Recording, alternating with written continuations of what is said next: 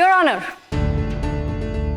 বিক্রম ওরফে ডক্টর অনুরাগ ব্যানার্জিকে যে ডক্টর ঘোষালের কাছে নিয়ে যাওয়া হয়েছিল এবং সেদিনই ডক্টর ঘোষাল ডায়াগনোসিস করে বলেছিলেন যে অনুরাগের টেম্পোরারি মেমোরি লস হয়েছে এবং তার নিরিখে কিছু ওষুধপত্র অনুরাগকে দেওয়া হয়েছিল, এটা আমি শীঘ্রই আদালতের সামনে প্রমাণ করব। আপনাকে পরবর্তী শুনানির তারিখ অবধি সময় দেওয়া হলো। ধন্যবাদ ইয়োর অনার।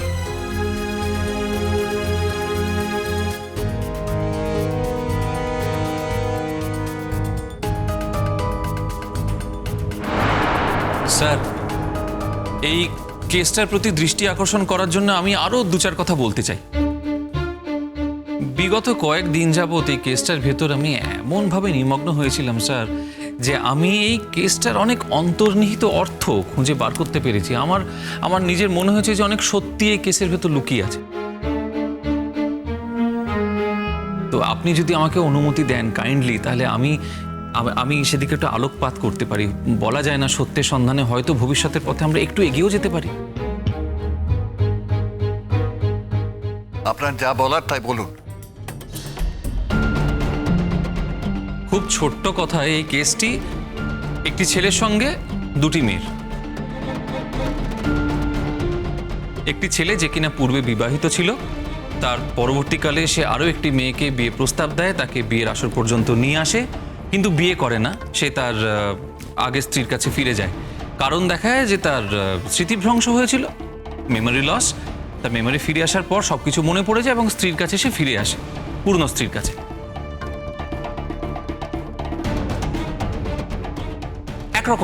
একরকম এত অবধি ঠিকই আছে, কিন্তু এরপর মানে এর সঙ্গে একটা প্যারালালি অন্য ঘটনা প্রবাহ চলছে। সেটা না জানালে আমার নিজেকে বড় ধর্মহীন বলে মনে হবে ইওর অনার। আপনাকে জানাতেই তো বলছি, তবে যা বলবার একটু তাড়াতাড়ি বলবেন। আজ আমাদের হাতে সময় খুব কম। ইওর অনার, বিবাহ শব্দটি সমস্ত ধর্মের ক্ষেত্রেই, স্পেশালি হিন্দু ধর্মে, খুব পবিত্র একটা ব্যাপার। আমরা এই বিয়েটিকে খুব সম্মানের চোখে, খুব শ্রদ্ধার চোখে দেখি। তো দেখুন, এই বিয়ে নিয়ে যদি কেউ ছেলে খেলা করতে শুরু করে, যদি কেউ এটাকে ইউজ করতে থাকে, যদি কেউ ভাবে যে বিয়ে থেকে ফায়দা পাবো, তাহলে কি সত্যিই আমরা এই যে বিবাহ শব্দটি, এটাকে কি আমরা সেই সম্মানের চোখে, সেই শ্রদ্ধার চোখে দেখতে পারবো? Objection your honour. আমার বিপক্ষীয় বন্ধু বোধহয় বুঝতে পারছেন না যে আপনি বারবারই বলছেন আপনার হাতে সময় খুব অল্প। আপনি যতবারই এই কথা বলছেন ততবারই উনি সেটাকে অগ্রাহ্য করে আপনাকে ঘুরিয়ে প্রশ্ন করছেন। ওনার যদি কিছু বলার থাকে উনি সেটা সরাসরি বলুন। আমার শুধু এটুকুই নিবেদন আপনার কাছে। হ্যাঁ, সত্যি আপনি অযথা সময় নষ্ট করছেন অন্বেষণ বাবু। এরপরে কিন্তু আপনার কথা শোনার ধৈর্য আমার আর থাকবে না। আপনার যা বলার একটু সরাসরি বলুন। Thank you sir. আসলে স্যার, কথাটা এতটাই স্পর্শকাতর, কি করে যে বলবো বুঝে উঠতে পারছি না। মানে এত অস্বস্তি লাগছে, কিন্তু আমাকে তো জানাতেই হবে আপনাকে। এই যে বিয়ে নিয়ে যে ব্যাপারটা চলছে, মানে অনুরাগ তো স্বীকার করেছেন যে মেঘলা সেন ওনার স্ত্রী, এবং উনি বলেছেন যে এখনো অবধি ওনাদের বিয়েটা টিকে আছে। অনুরাগের পক্ষ থেকে বিয়ে ভাঙার আপাতত কোনো রকম কারণ নেই, কিছুই নেই। অনুরাগ বলেছেন যে মাঝখানে উনি একবার অবশ্য চলে গিয়েছিলেন অন্য একটি মেয়ের কাছে, কিন্তু তার কারণ হচ্ছে স্মৃতিভ্রংশ, আর কোনো কারণ নেই। কিন্তু এই যে অনুরাগ বিয়েটাকে এতটা সম্মান জানাচ্ছেন, শ্রদ্ধার চোখে দেখছেন, উল্টো দিকে দেখতে গেলে মেঘলা সেন বারবার বিশ্বাস ভেঙেছে।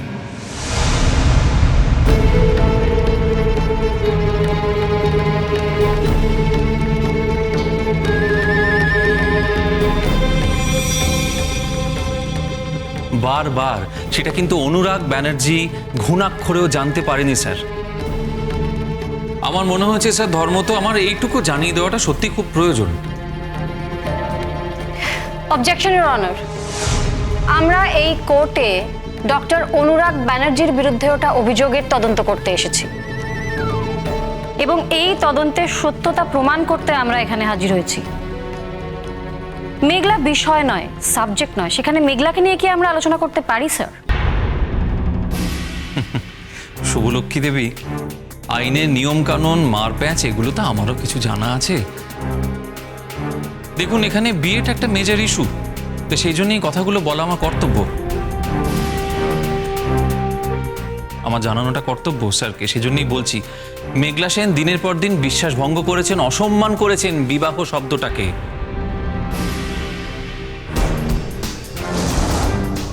অনুরাগ ব্যানার্জির সঙ্গে বিবাহিত হওয়া সত্ত্বেও উনি আর একজন গায়ক শুভ্র শঙ্করের সঙ্গে দিনের পর দিন গোপন সম্পর্ক রেখে গেছেন।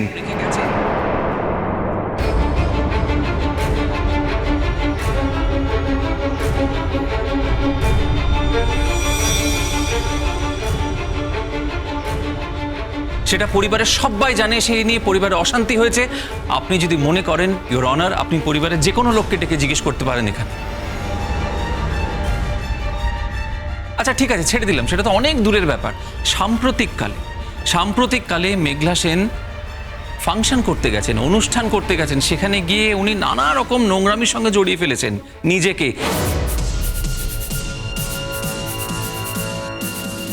এবং তার প্রমাণ আমার কাছে আছে। আপনি যদি চান সেই প্রমাণ আমি আজই দেখাতে পারি।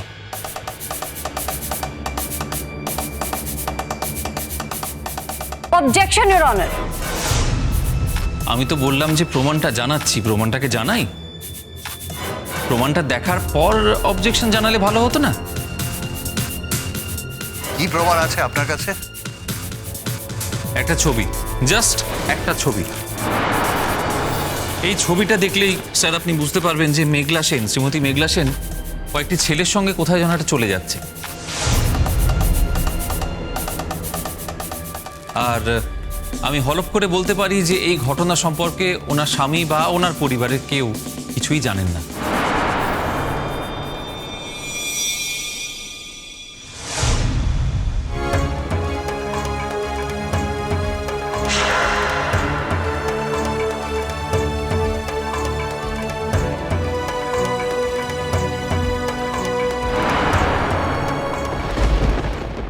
কি বলতে চাইছে বলো তো? আমি কিছুই বুঝে উঠতে পারছি না বৌমা। এই যে ছবিটা দেখাচ্ছে, এই ছবিটা পেলো কোথা থেকে? সেদিন প্রোগ্রামের পর মেঘলা কোথায় গেছিল? আমি জানি না বৌমা। সেদিন অত রাত করে ফিরলো, বাড়ির আমরা সবাই এত চিন্তা করছিলাম। ও কিন্তু এটাও বললো যে কারা যেন ওকে নামিয়ে দিয়ে গেছে। তাহলে ব্যাপারটা, হ্যাঁ, সেদিনের ওই ব্যাপারটা কিন্তু আমারও ফটকা লেগেছিল, বুঝলি? কিন্তু অন্বেষণ যা বলছেন তা কিন্তু কখনোই হতে পারে না। দাদা ভাই, এটা কিসের ছবি?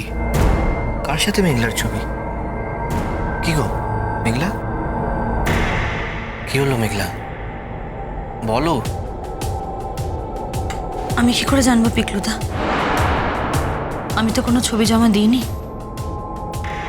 শুধু শুধু আমাকে কেন জিজ্ঞেস করছো? মেঘলা, এর মধ্যে তুমি কোথায় বা গেছিলে? মানে কারোর সাথে কোথাও গেছিলে? মানে ওরা যে ছবিটা দিচ্ছে, মানে আমি যতটুকু দেখলাম মনে হলো না তো আমাদের পরিবারের কেউ। আচ্ছা মেঘলা, মেঘলা তোর নামে এত বড় একটা এলিগেশন দিল আর তুই চুপ করে আছিস?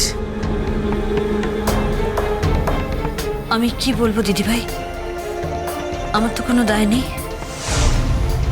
ছবি ওরা এনেছে, ওরা প্রমাণ করবে। আমি জানি আমি কিছু করিনি।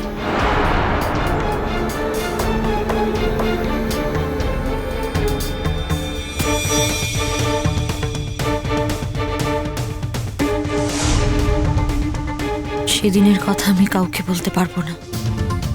অনুরাগ জেল থেকে পালিয়ে চলে এসেছিল। এই কথাটা যদি জানাজানি হয়ে যায় তাহলে হয়তো ওরা ওকে আরো অনেক বড় সাজা দেবে। তাই সেই রাতের কথা কাউকে বলা যাবে না। কিছুতেই বলা যাবে না। তাদের যে যা বোঝে বুঝুক। আজকের মতো কোর্টের কাজ এখানেই সমাপ্ত হলো।